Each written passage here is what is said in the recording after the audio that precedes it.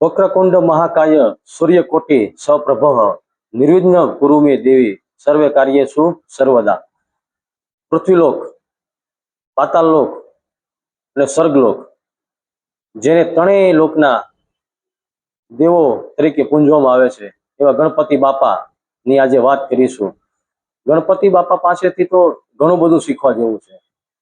તેમાંથી અમુક વાત આપણે મનુષ્યને શું શીખવા જેવું છે તેની વાત કરીશું. અને સાથે સાથે આ ગણેશ ઉત્સવની શરૂઆત, ગણેશ સ્થાપનાની શરૂઆત ક્યારે, કોને કરી અને શા માટે કરવામાં આવી એ વિસ્તારથી આજે આ વિડીયોમાં વાત કરીશું. જય હિન્દ દોસ્તો, નમસ્કાર. હું શૈલેષ દેવગણિયા.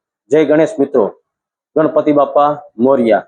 આપણે સૌ જાણીએ છીએ તેમ ગણપતિ બાપાનો જન્મ ભાદરવા સુદ ચોથના દિવસે થયો હતો.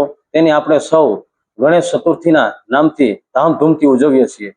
ચાલો વાત કરીએ ગણપતિ દાદા પાસેથી મનુષ્યને શીખવા જેવી અમુક વાત. સૌથી પહેલા દોસ્તો, ગણપતિ દાદાનું મસ્તક આપણને એ શીખવે છે કે મનુષ્યનું મન અને વિચારો મોટા હોવા જોઈએ. અને ગમે તે કાર્ય કરતા પહેલા, દરેક કાર્ય કરતા પહેલા આપણે વિચારવું જોઈએ. અને ગણપતિ દાદાના કાન આપણને શીખવે છે કે દરેક વ્યક્તિની વાત શાંતિથી આપણે સાંભળવી જોઈએ. અને દાદાની એક સૂંઢ આપણને શીખવે છે કે મનને સ્થિર રાખીને, મનને એકદમ શાંત રાખીને આપણે લક્ષ્ય સાધવું જોઈએ. જ્યાં આપણે જે કંઈ લક્ષ્ય જોઈએ છે તે લક્ષ્યમાં શાંતિથી અને પોતાની મહેનતથી આગળ વધવું જોઈએ. એ દાદા આપણને શીખવે છે. ગણપતિ બાપાનું વાહન એક નાનકડો ઉંદર આપણને સમજાવે છે કે નાના મોટી શક્તિ બધામાં રહેલી છે. જરૂર છે ખાલી ફક્ત વિશ્વાસ રાખવાની અને મહેનત કરવાની. અને દાદાનું પેટ, દાદાનું મોટું પેટ આપણને શીખવાડે છે કે જીવનમાં સારા અને ખરાબ સમયમાં અનુભવ કરી અને જીવનમાં આગળ વધવાની જરૂર છે. અને સૌથી મહત્વની વાત, ગણપતિ દાદા આપણને શીખવાડે છે કે મા બાપનો આદર સર્વોચ્ચ આદર છે. મા બાપથી દુનિયામાં કોઈ મોટું છે જ નહીં. એટલે મા બાપની પૂજા કરવી એ આપણને શીખવાડે છે. અને તેમની સેવા કરવી એ ગણપતિ બાપા પાસે શીખવા જેવું છે. અને જ્યારે 9 દિવસ સુધી આપણે ગણપતિ દાદાની પૂજા અર્ચના અને ભક્તિ કરતા હોઈએ ત્યારે 10મા દિવસે આપણે તેનું વિસર્જન કરતા હોઈએ છીએ. તો ગણપતિ દાદા આપણને એ શીખવાડે છે કે જે મનુષ્ય પૃથ્વીલોકમાં આવ્યા છે તેનું વિસર્જન એટલે કે મૃત્યુ નિશ્ચિત છે. આમ અમુક વાતો ગણપતિ દાદા આપણને મનુષ્યને બહુ ઘણું શીખવીને જાય છે. હવે દોસ્તો વાત કરીએ ગણેશ ઉત્સવની. ગણેશ ઉત્સવની શરૂઆત આઝાદી પહેલા એટલે કે અંગ્રેજોનું શાસન હતું ત્યારે થઈ હતી. આ શરૂઆત, ગણેશ સ્થાપનાની શરૂઆત લોકમાન્ય તિલક તેમને કરી હતી. તેમનો જન્મ 23 જુલાઈ 1856 ના રોજ રત્નાગીરી મહારાષ્ટ્ર ખાતે થયો હતો. તેઓ એક સમાજ સુધારક હતા અને ભારતની આઝાદીના મુખ્ય ક્રાંતિકારી નેતા હતા. લોકમાન્ય તિલકે ભારત માટે ભારતીયોના મનમાં ચેતના જગાડી હતી અને કહ્યું હતું સ્વરાજ મારો જન્મસિદ્ધ અધિકાર છે.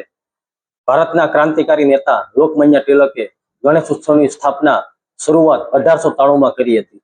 તેમનો મુખ્ય હેતુ હતો ભારત દેશની આઝાદી.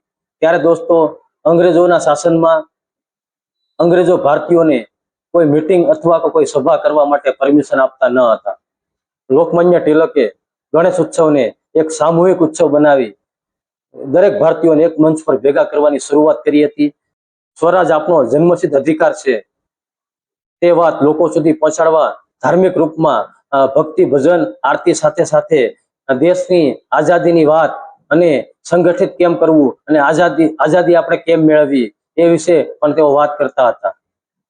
આ ગણપતિ ઉત્સવમાં મોટી સંખ્યામાં ભારતીયો આવવા લાગ્યા, લોકો આવવા લાગ્યા અને જેના કારણે મીટિંગ શક્ય બની. અને સાથે એવી વાત પણ થવા લાગી કે સામાજિક રીતે, સંગઠિત રીતે, શૈક્ષણિક રીતે કે કોઈ પણ વાત કે આઝાદ ભારતને આપણે અંગ્રેજોની ગુલામીમાંથી કેમ આઝાદ કરી શકીએ તેવી વાત શક્ય બની. અને જેના કારણે જ એક કહેવાય છે કે ભારતની આઝાદીમાં મુખ્ય ફાળો લોકમાન્ય તિલકનો છે અને ગણેશ ઉત્સવનો છે. જેના કારણે એક મંચ મેળવ્યું અને લોકોના વિચારોની આપ-લે થઈ અને સાથે મળીને આ ભારત દેશને આઝાદ કરવામાં મહત્વની ભૂમિકા ભજવી. તો આ હતો ગણપતિ બાપાનો જે આપણને મનુષ્યને શું શીખવે છે અને સાથે ગણેશ ઉત્સવની સ્થાપના ક્યારે કરવામાં આવી અને શું કામ કરવામાં આવી તે વિશે આજે મેં તમને આ વિડીયો દ્વારા વાત કરી. જો તમને વિડીયો સારો લાગ્યો હોય તો શેર કરજો, કોમેન્ટ કરજો અને લાઈક કરજો અને ચેનલ જો સબસ્ક્રાઈબર ના કરી હોય તો ચેનલને સબસ્ક્રાઈબર કરી દેજો.